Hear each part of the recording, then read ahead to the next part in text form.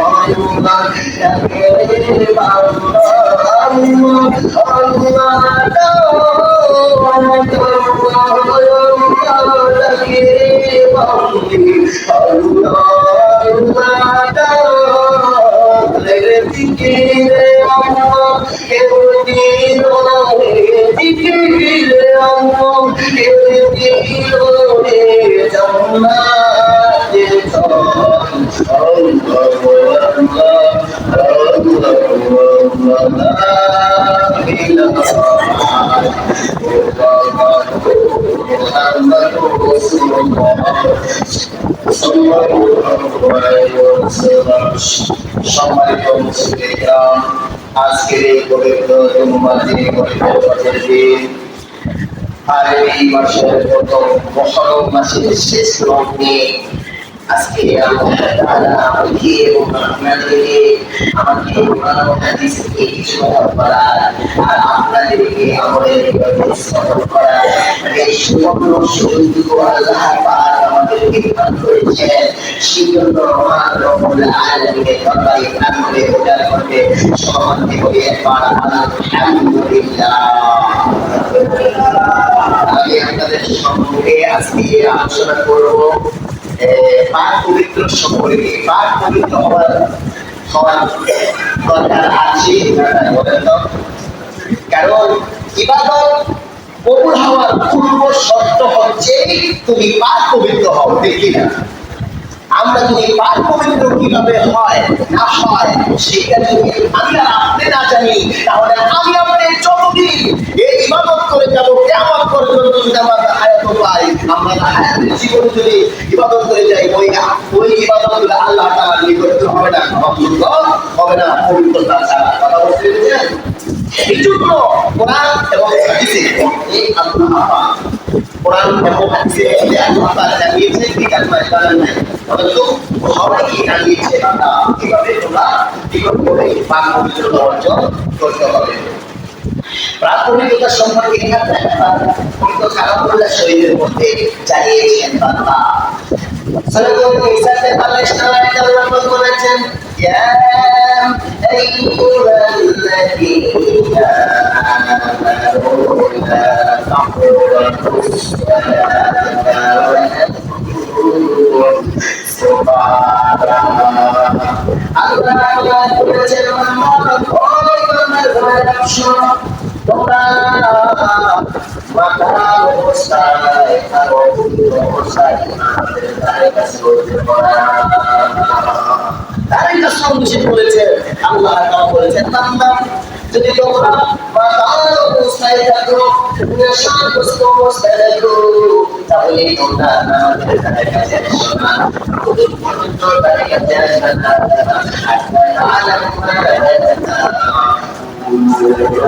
তোমরা নিজেরা মধ্যে কি করেছো তার বিপরীতে কারণ যারা মদ খাই নেশা জাতীয় খাবার খায় তখন তারা কি বলে না বলে তারা নিজেও থাকে না। তাহলে মাতাম অবস্থায় নেশাগ্রস্ত অবস্থায় অপবিত্র অবস্থায় মধ্যে গ্রাম থাকে ওই গ্রামগুলি তুমি গ্রাম নিয়ে যদি গ্রাম থেকে অনেকে কাপড়টা না ধুয়ে গেলে নাই এই দুর্গন্ধ কাপড় চোপড়ে নিয়ে অপবিত্র অবস্থায় নিয়ে তোমরা কি করবে না আমাদের তার কাছে আসবে না যতক্ষণ না পর্যন্ত তোমরা গোসল করবে যতক্ষণ না পর্যন্ত তোমরা কি করবে গোসল করবে ততক্ষণ পর্যন্ত আমাদের তার কাছেও আসবে না। গোসল করার জন্য বলছি কথা বুঝতে পেরেছেন? গোসল করে তারপরে কি করতে হবে? গোসল করে আপনাকে গোসল করতে হবে। কিছু কিছু কাজ আছে যে গোসল যদি না করে যদি অজু করে নামাজ পড়ে তাহলে নামাজ কবুল হবে না। কিছু গোসল রয়েছে আছে না থাকে আর কিছু গোসল ছাড়াই গোসল করার পরে নামাজ পড়লে কি নামাজ কি করবেন? কবুল করবেন। এটা আমার জানার দরকার আছে না নাই? আল্লাহ তাআলা পবিত্র কালামুল শরীফের মধ্যে জানিয়েছেন সূরাতুল মাইদার মধ্যে আল্লাহ তাআলা এই স্পষ্ট জানিয়েছেন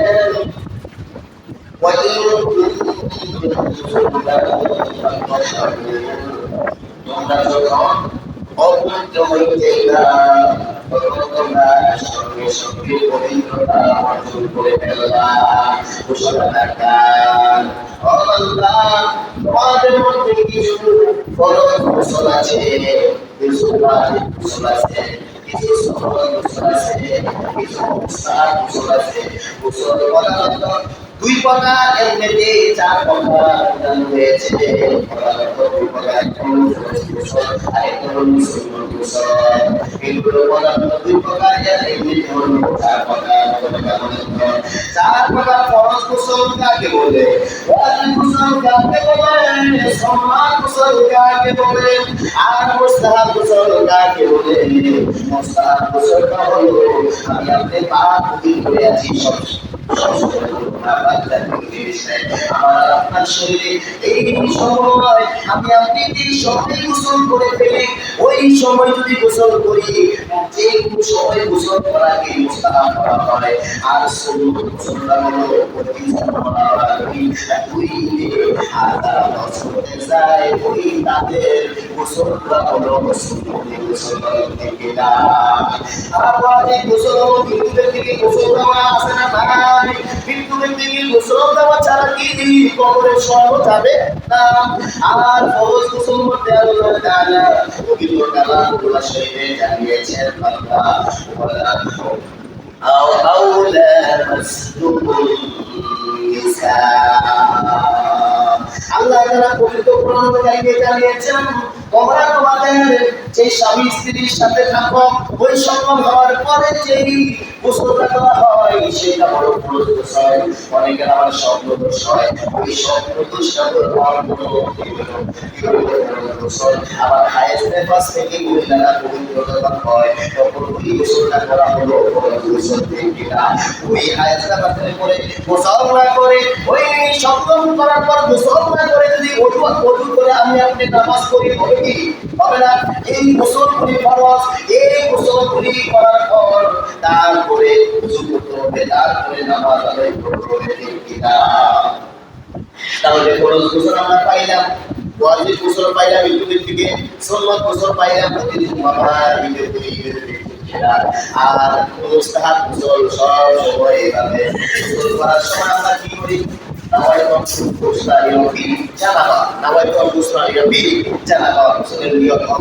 আমি অপবিত্র থেকে পবিত্রতা হওয়ার জন্য আমি অপবিত্র থেকে পবিত্র হওয়ার জন্য ইচ্ছা পোষণ করেছি। আমি অপবিত্র থেকে পবিত্র হওয়ার জন্য কি করছি? হয়তো ইচ্ছা পোষণ করেছি। এখানে আরেকটা কথা গ্যাপ পড়ে গেছে। যারা ফরজ গোসলের বেলা যদি কোনো শরীর কোনো রোগ বলতে পারে কাপড়ের যদি বীর্য লেগে থাকে তাহলে ওইটা আগে পরিষ্কার করতে হবে। শরীরের অঙ্গ প্রত্যঙ্গ এগুলো রাখলে আগে ওইটা পরিষ্কার করার পরে তারপরে আপনি তারপরে কি করতে হবে? গোসলের নিয়ম করতে হবে। কথা বুঝতে পেরেছেন? এগুলো আমরা জানি না।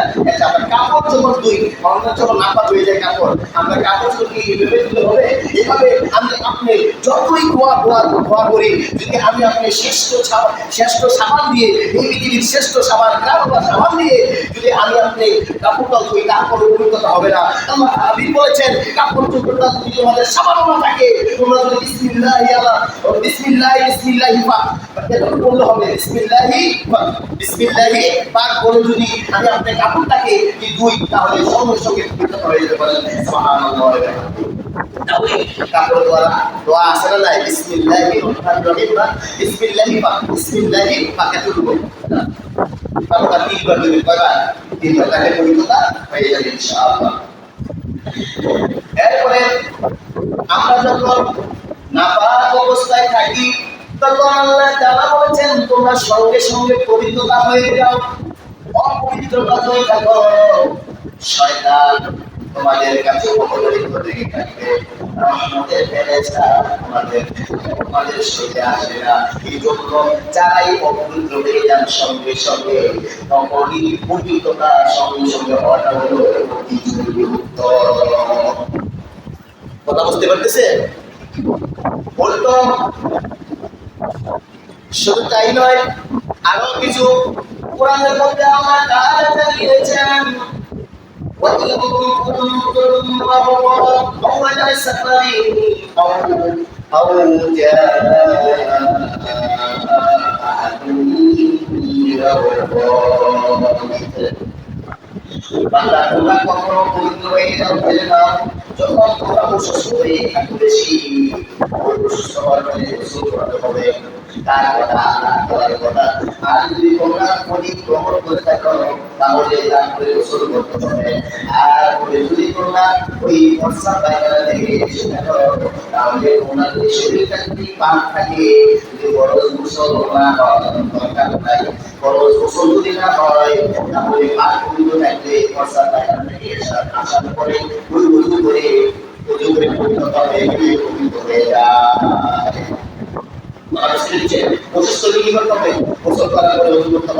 তারপর আবার সকলে থাকলে কেমন অসুস্থ হলে অনেকদিন অসুস্থ থাকলে তার শরীরের পোশাকে যে থাকে, এই জন্য ওই গন্ধগুলি দূর করার দরকার আছে না নাই? থাকে আছে। তাহলে দেখুন, আমাদেরকে কতটা সুন্দর করে বলেছেন। এরপরে বলেছেন, বান্দা এইগুলি করার পরে যদি তোমরা পানি না পাও, তাই তোমাদের ব্যবস্থা আছে না নাই? আল্লাহ তাআলা পরে নকশে বলেছেন, ও বান্দা ফালাম তাজিদু ও বান্দা, যদি তোমরা পানি না পাও, তাহলে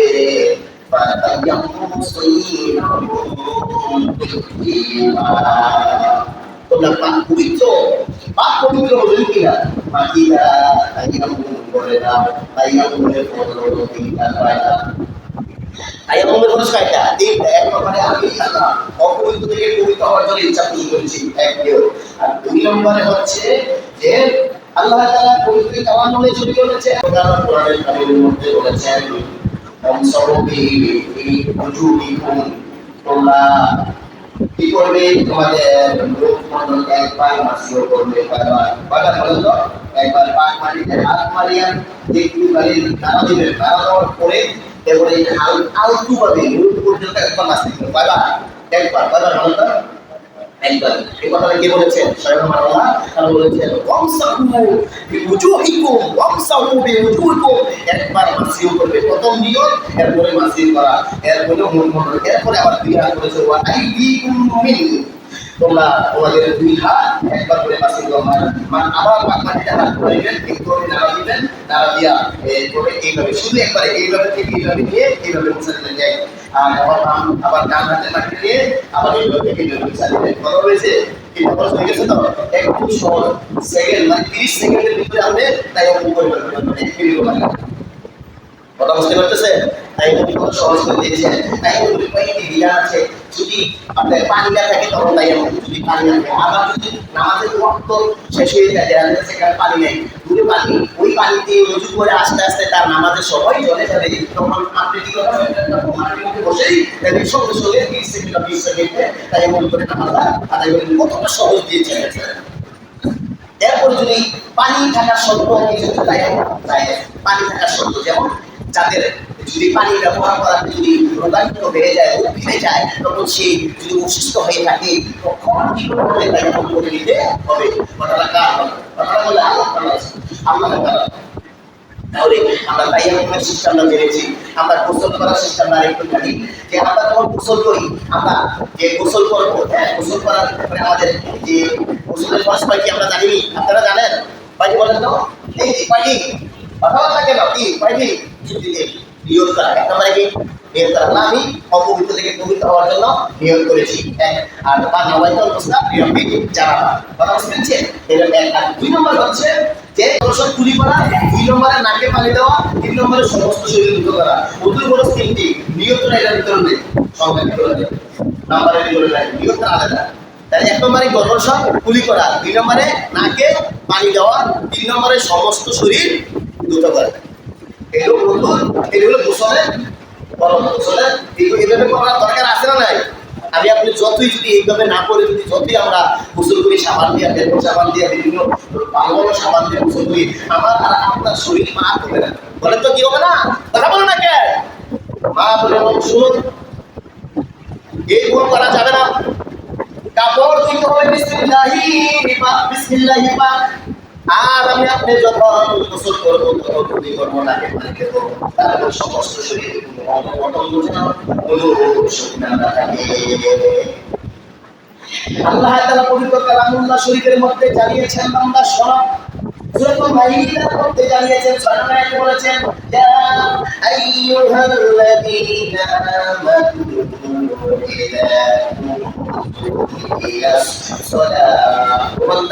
যখন তোমরা নামাজের মধ্যে দাঁড়াইবা, নামাজের মধ্যে দাঁড়ানোর আগে তোমাদের কাজ আছে, ওই কাজটা কি?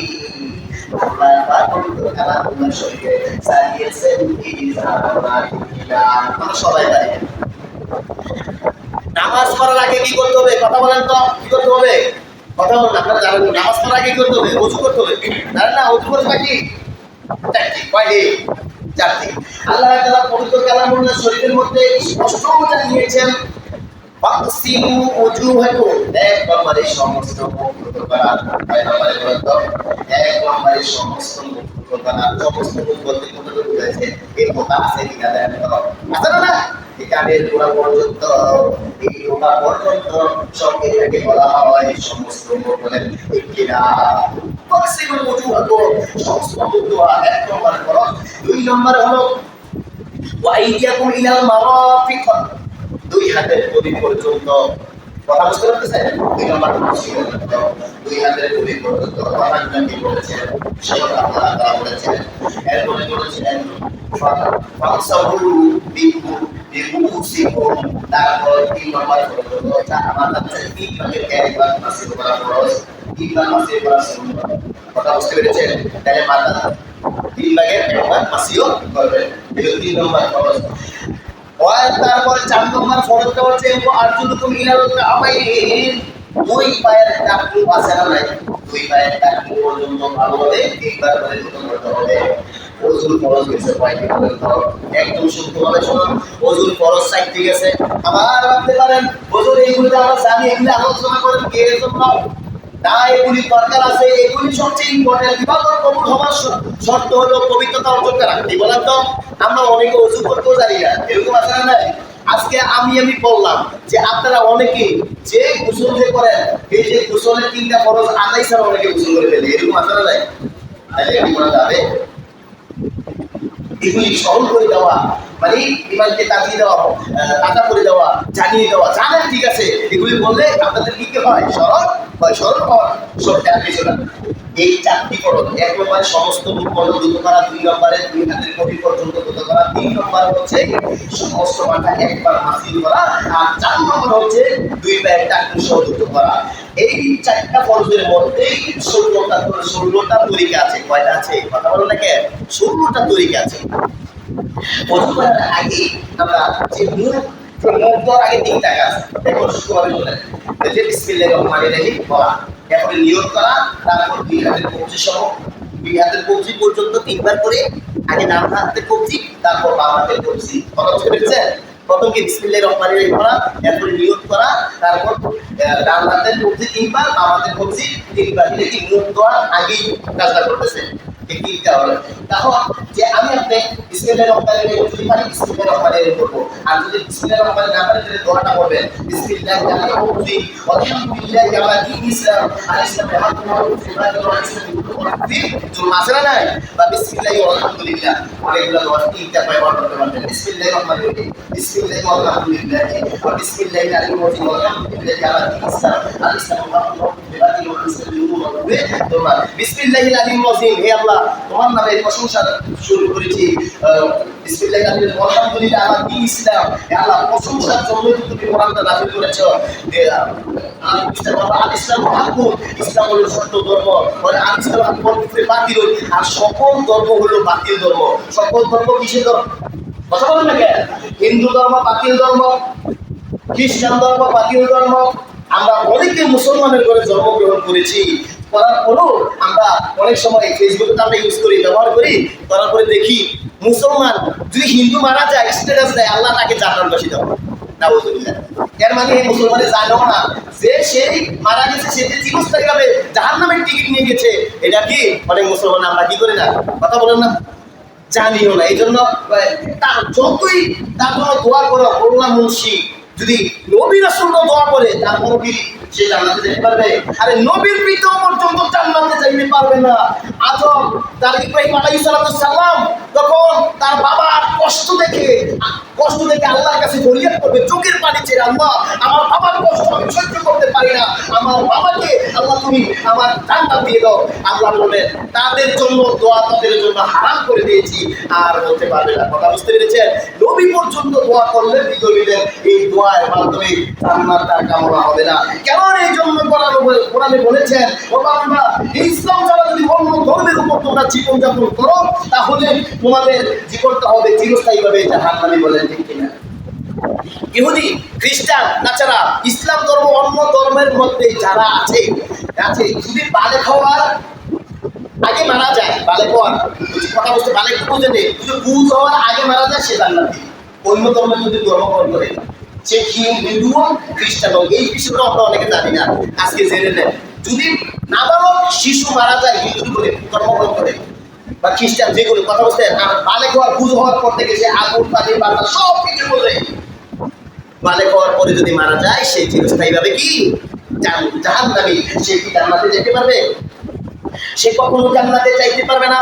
আল্লাহ পাক পবিত্র কালামুল্লাহ শরীফের মধ্যে জানিয়েছেন, ومن يبتغي غير الإسلام دينا فلن يقبل منه وهو في الآخرة من الخاسرين। আল্লাহ পাক জানিয়েছেন সূরা ইমরানের ৮৫ নং আয়াত করে দেখুন। ইমরানের ৮৫ নং আয়াতে আল্লাহ পাক বলেছেন, ومن يبتغي غير الإسلام دينا فلن يقبل منه وهو في الآخرة من الخاسرين। যে ব্যক্তি এই ইসলাম ছাড়া অন্য ধর্মের উপর জীবনযাপন করবে, তার জীবনটাকে পরিচালনা করবে, আর সে জীবন হওয়ার পর মারা গিয়েছে চিরস্থায়ীভাবে জাহান্নামে হবে। আল্লাহ তাআলা এগুলো শেষ করে দেননি, এই নিয়ে অনেকগুলি আয়াত নাযিল করেছেন। আল্লাহ পাক বলেছেন সূরা ইমরানের 19 নং আয়াতে বলেছেন,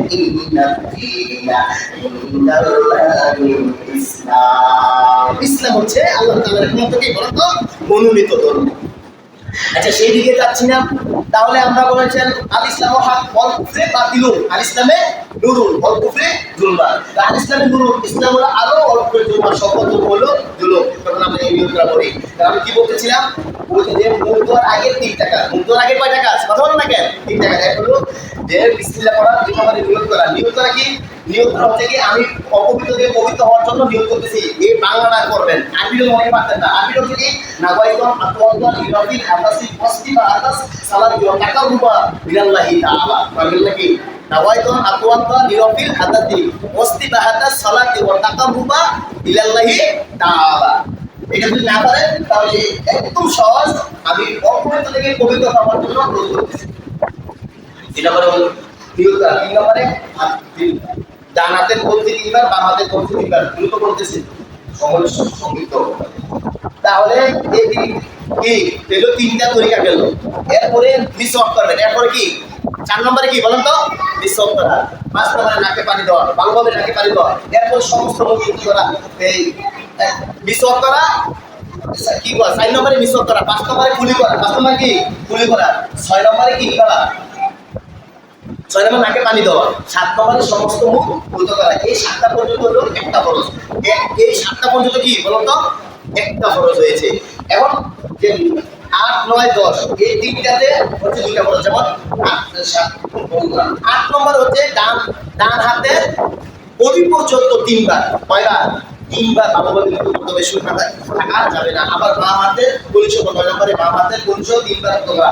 এরপরে 10 নম্বরে 2 হাতের আঙ্গুলি খিলাল করা। এই 10টা পর্যন্ত হচ্ছে দুইটা ফরজ। এই 10টা পর্যন্ত কি হচ্ছে?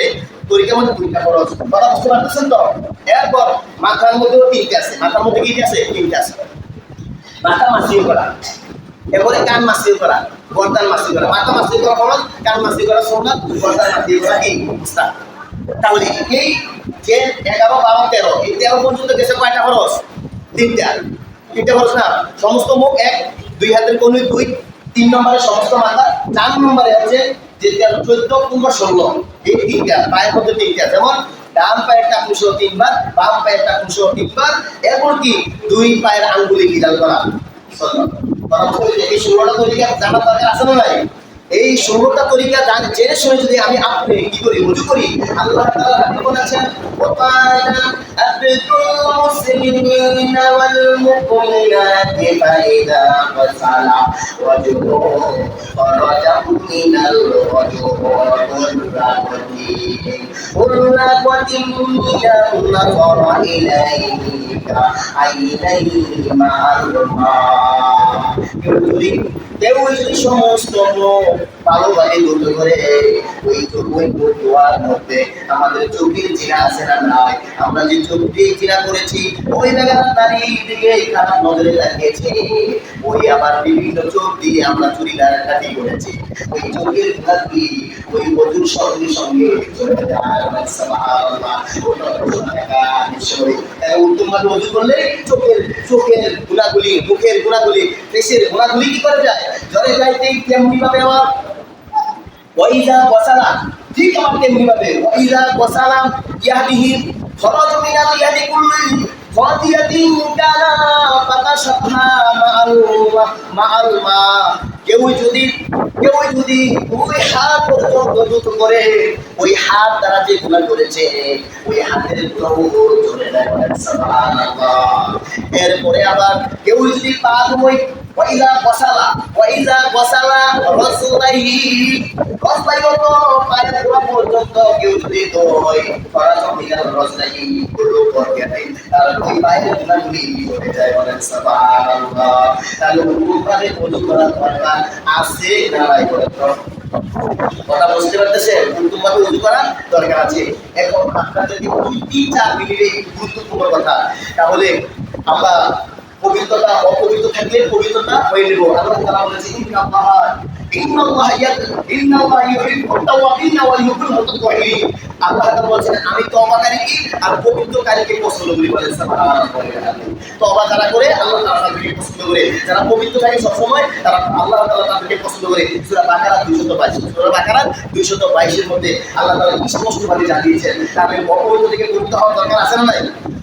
অপবিত্র থেকে পবিত্র হওয়ার দরকার আছে। তাহলে আমরা কিভাবে পবিত্রতা হবো এগুলো আমরা জেনেছি তো ইনশাআল্লাহ। এখন আমরা যে প্রস্রাব পায়খানা করি, যে অনেক দিকে ফিরে প্রস্রাব পায়খানা করা যাবে না, এগুলো জানা দরকার আছে না? যে ক্যাপলার দিকে মুখ করিয়া, কথা বলেন, ক্যাপলার দিকে মুখ করিয়া, ক্যাপলার দিকে পিঠ করিয়া, যেমন ক্যাপলার দিকে পশ্চিম দিকে মুখ করেন, তাহলে পশ্চিম দিকে মুখ করলে কি পূর্ব দিকে ক্যাবলা থেকে পিঠ হয়ে যায়। আবার যদি পূর্ব দিকে ফিরে প্রস্রাব করে তাহলে পশ্চিমটা আবার কি হয়, ক্যাবলা ক্যাবলা হয়ে যায়। এই জন্য বলে পূর্ব দিকে পশ্চিম দিকে প্রস্রাব পায়খানা করা যাবে না, পূর্ব দিকে পশ্চিম দিকে প্রস্রাব পায়খানা করা যাবে না। এরপর হচ্ছে চন্দ্র সূর্যের দিকে তাকাইয়া প্রস্রাব পায়খানা করা যাবে না, ঠিক আছে। আর 4 নম্বরে প্রবল বাতাসের দিকে, বাতাস আছে না নাই, যদি উত্তর থেকে দক্ষিণে মানে দক্ষিণে বাতাস আছে, আপনি দক্ষিণ দিকে ফিরে বলেন আপনার এই প্রস্রাবের ফোঁটাগুলি গায়ের বাতাস আসবে কি আসবে না। এই জন্য প্রবল বাতাসের দিকে খেয়াল করে করতে, খেয়াল করে কি করতে হবে, প্রস্রাব পায়খানা করতে হবে। আর এরপর হচ্ছে একেবারে উলঙ্গ অবস্থা, এমন ভাবে মানুষের প্রস্রাব করতে হয় যে হাঁটু মাটু ঘুরলা অনেক মুরগিতে মেরে আসছিল, দেখছি কত কথা বুঝতে পেরেছেন। তো হাঁটু ঘুরো লাগে, আপনার প্রস্রাব করতে গেলে হাঁটু ঘুরো লাগে, হাঁটু পর্যন্ত ঘুরলে কি করে প্রস্রাব করে, এটাও করা যাবে না। আর কিছু একেবারে উলঙ্গ করা যাবে না। তাহলে ক্যাবলার দিকে পিঠ করিয়া, ক্যাবলার দিকে মুখ করিয়া, তারপর চন্দ্র সূর্য দিকে মুখ করিয়া, তারপর প্রবল বাতাসের দিকে মুখ করিয়া, ওটা একেবারে উলঙ্গ অবস্থায়। আর 10 জায়গায় স্টেশন করা যাবে না। এর মধ্যে অনেকেই ভুল করে ফেলে, যেমন মানুষ চলাচলের রাস্তায় অনেকে রাস্তার মধ্যে প্রস্তাব করে, আসলে নাই, আমি নিজের চোখে মুরব্বী ছেলে অনেকে দেখেছি, ঠিক কিনা। মানুষ চলাচলের রাস্তায় 1, আর 2 নম্বর হচ্ছে ফল গাছ, গাছের নিচে ছায়া দাম, সংক্ষেপে বলি ফলটা কোনো গাছের নিচে করা যাবে না। বিভিন্ন রকমের ফল গাছ আছে নাই, যে আমাদের আপনার ঘরের পাশে তো কি আছে, পেঁপে গাছ আছে, গয়াম গাছ আছে, আছে নাই, বিভিন্ন রকম আপেল কমলা বিভিন্ন রকমের এই গাছের নিচে গাছের গোড়ায় কি করা যাবে না, প্রস্রাব পায়খানা করা যাবে না। 2 আর 3 নম্বর হচ্ছে অজু এবং গোসলের স্থানে অনেকে ঝর্ণা দিয়ে গোসল করে, যে বিল্ডিং ঘর অজুখানা গোসলখানা, যে বাথরুম আর গোসলখানাতে একসাথে বেশিরভাগ থাকে, এটি স্বাভাবিক। তো এই জন্য কি আপনি কি ফলোটা করবেন না বাথরুমের মধ্যে গেলে যদি প্রস্রাব পায়খানা করে বাথরুমের মধ্যে করবেন। প্রস্রাবটা অনেকে কি করে যে গোসলও করে পানি ওঠালে প্রস্রাব করে, এরকম ব্যাপক আছে না নাই, তাতে একটু উপরে গেলে তো যে এখানে তো বাথরুমটা, এই জন্য প্রচুর গোসলের ঘাটে, যেমন আমরা এখানে কি করা যাবে, উঁচু করতেছে, এখানে করা যাবে না, এবং গোসলের ঘাটে কি করা যাবে না, প্রস্রাব করা যাবে না। এগুলো আর 4 নম্বরে গর্তের ভিতরে। 5 নম্বরে হচ্ছে এই যে গুরুস্থানে, গুরুস্থান আমরা জানি সবাই করি না, গুরুস্থানে। এরপর হচ্ছে দাঁড়াইয়া বা হাঁটাইয়া, দাঁড়াইয়া বা হাঁটিয়া। এখন এগুলা করে অনেকে বাচ্চারা কি করে যে হেঁটে হেঁটে প্রস্রাব করে, এরকম আসলে না দেখায়। এমনও আমি দেখেছি বাচ্চা বলা হয় না, প্রস্রাব নিয়ে প্রতিযোগিতা করছে, এই দিন দাঁড়াইয়া মেয়ের দেখতে প্রস্রাব করে দাঁড়াইয়া কথা বুঝতে পারতেছেন। দাঁড়াইয়া অনেকে আবার কি আমি নিজের চোখে দেখছি গাছের আগা প্রস্রাব করে ছেলেরা, গাছের আগা দুইটা গাছের আগা থেকে প্রস্রাব করে, দেখো আমার বেশি কথা বলতে বাচ্চারা কি করে, এগুলো মুরব্বী না। তাহলে এগুলি দাঁড়াই বা হাঁটিয়া কি করা যাবে না, কথা বলেন না কেন, প্রস্তাবটা কেন করা যাবে না। তাহলে এরপরে বিনা হুজুরে পানিতে যদি আপনার বেশি প্রস্তাবে বেগ এসেছে, তখন আপনি পানির মধ্যে করা যাবে বলতে না করাটা উত্তম, বলছে বিনা হুজুরে পানিতে করা যাবে না। কথা বুঝতে পেরেছেন। এখানে যদি কোনো প্রস্তাব কেন না থাকে, পায়খানা না থাকে, তাহলে কি করতে হবে, ওই জায়গায় পানির মধ্যে করলে গুণা হবে না, তবে না করাটা উত্তম। আর করার পরে আপনার পানিটা দিতে হবে, জাকা দিতে হবে। তাহলে বিনা হুজুরে পানিতে বলতে মানে পানিতে করা যাবে প্রয়োজন হলে। এরপর হচ্ছে এই যে মসজিদের আঙ্গিনা, মসজিদের এবং ঈদের আঙ্গিনা 9। আর 10 নম্বরে হচ্ছে যে মানুষ চলাচলের রাস্তায়। আর 8টি কাজ সুন্নাত, সংক্ষেপে বলছি 8টি কাজ মানে 8টি কাজ সুন্নাত। যেমন আপনি যখন বাথরুমে যাব, যখন জুতা পা দিয়ে যাবো, পায়ে কি রাখবো, জুতা স্যান্ডেল, এরপরে বাম পা দিয়ে প্রবেশ করবো, কি পা দিয়ে, বাম পা দিয়ে প্রবেশ করবো, তারপর মাথা ডাকিয়ে রাখবো। 4 নম্বরে হচ্ছে যে দিলে ইস্তেগফার করবো। এরপরে 5 নম্বরে বিলাকুল ব্যবহার করবো। 5 নম্বরে হচ্ছে পানি খরচ করবো। আর 7 নম্বরে হচ্ছে কি ডান পা দিয়ে বাইরে হবো বাথরুম থেকে।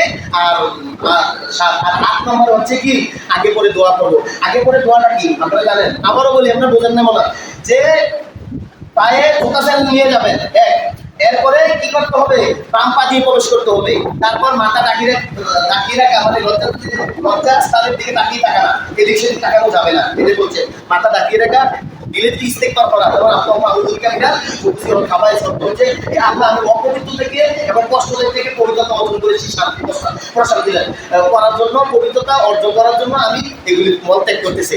এইটা হলো দোয়াটা। এটা এরপরে দোয়ার শেষে গুফরানাকা আলহামদুলিল্লাহি, যে পায়খানা করার শেষে গুফরানাকা আলহামদুলিল্লাহি আযহাবা আন্নি আযা ওয়া আফালি, বলেন গুফরানাকা আলহামদুলিল্লাহি আযহাবা, গুফরানাকা আলহামদুলিল্লাহি আযহাবা আন্নিল আযা ওয়া আফালি। কত হচ্ছে কি আল্লাহ আমি অপবিত্র থেকে, আমি কষ্টদায়ক থেকে প্রশান্তি লাভ করেছি, অপবিত্র থেকে পবিত্র অর্জন করেছি। কথা বুঝতে পেরেছেন? তাহলে এইগুলা আবারও বলি, পায়ের মধ্যে ছোটা ছেলে পায়ে রাখা, তারপর বাম দিয়ে প্রবেশ করা, এরপর হচ্ছে আপনার মাথা রাখিয়ে রাখা, তারপর ধীরে ধীরে ইস্তেগফার করা, পাঁচ নম্বরে ডিলাগুলো ব্যবহার করতে হবে। কি করতে হবে? ডিলাগুলো, যেমন যদি এই টিস্যু না থাকে, ডিলাগুলো মাস্ট বি কম্পালসারি, ডিলাগুলো ব্যবহার করতে হবে। ইবাদত পূর্ণ হওয়া সত্য হলো আপনি ডিলাগুলো ব্যবহার করতে হবে। করতে হবে কি করতে হবে না, এগুলো জানার দরকার আছে না? ডিলাগুলো অনেকে ব্যবহার করে না, ডিলাগুলো মাস্ট বি ব্যবহার করতে হবে আপনাকে।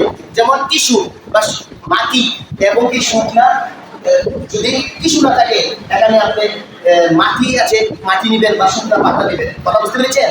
তাহলে এইগুলো হবে। আর যে ডিলাগুলো যে ব্যবহার করবেন, এই ডিলাগুলো যে ব্যবহার করার পরে জানতে চেয়েছে যে 10 জিনিসের ডিলাগুলো ব্যবহার করা যাবে না, এটা আপনার জানার দরকার। সংক্ষেপে বলে দিচ্ছি, যেমন কাগজ, এই যে বইয়ের কাগজ আছে না, খাতার কাগজ, এই কাগজ দিয়ে কি ডিলাগুলো ব্যবহার করা যাবে? আপনি কাগজ দেখলেন, খাতার কাগজ দেখলেন বা বইয়ের কাগজ দেখলেন, এগুলো আমার নলেজে থাকার দরকার আছে না? নাই, কাগজ দিয়ে করা যাবে না। তারপর কয়লা, যেমন ইট, ইট পাথর সান, ইটে করা যাবে? যাবে না। ইট পাথর দিয়ে করা যাবে না, হাড্ডি দিয়ে করা যাবে না। এরপরে হচ্ছে কাঁচ দিয়ে করা যাবে না, কাঁচ ভাঙা। এরপর হচ্ছে এই যে গাছের কাঁচা পাতা দিয়ে করা যাবে না। এরপর হচ্ছে কোনো খাদ্য দ্রব্য দিয়ে করা যাবে না, খাদ্য যেমন আলু, টমেটো, বিভিন্ন রকমের আলু, এরকম মানে এগুলি দিয়ে কি চিন্তা করা যাবে? এগুলো ব্যবহার করতে যাবে না। এই জন্য খাদ্য দ্রব্য দিয়ে কি করা যাবে না, এগুলো ব্যবহার করা যাবে না।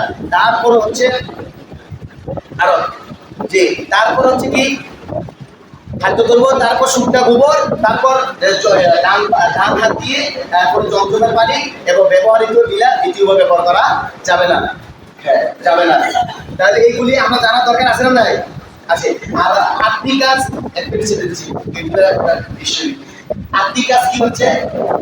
এই যে করা যাবে না, যে পয়সা পাকানোর সময় কথা বলা যাবে না, জিকির করা যাবে না। 2 নম্বরে কথা বলা যাবে না, জিকির করা যাবে না, কোরআন তেলাওয়াত করা যাবে না। 3 নম্বরে তারপর হচ্ছে কি সালাম দেওয়া যাবে না, সালামের উত্তর দেওয়া যাবে না, সালাম দেওয়া যাবে না, কথা বলে না, উত্তর দেওয়া যাবে না। তারপর খাওয়া দাওয়া করা যাবে না, মিসওয়াক করা যাবে না। তারপর কি দেখুন লেখাপড়া করা যাবে না। অনেকে বাথরুমে যাওয়ার পরে এই অভ্যাসটি করে কি করে না, অনেকে সিগারেট পর্যন্ত টানে। করা যাবে? এই যে কথাটা এখন আমরা যে বলনে না, বুঝতে পারছেন? তাহলে জানার দরকার আছে। অনেকে বেশিরভাগ এইগুলো করে, সালাম দেওয়া, সালাম উত্তর দেওয়া যাবে না, যাবে? খাওয়া দাওয়া করা যাবে না, মিসওয়াক করা যাবে না। অনেকে দাঁত মাঝে প্রস্তাব করে, পায়খানা করে, দাঁত মাঝে করা যাবে?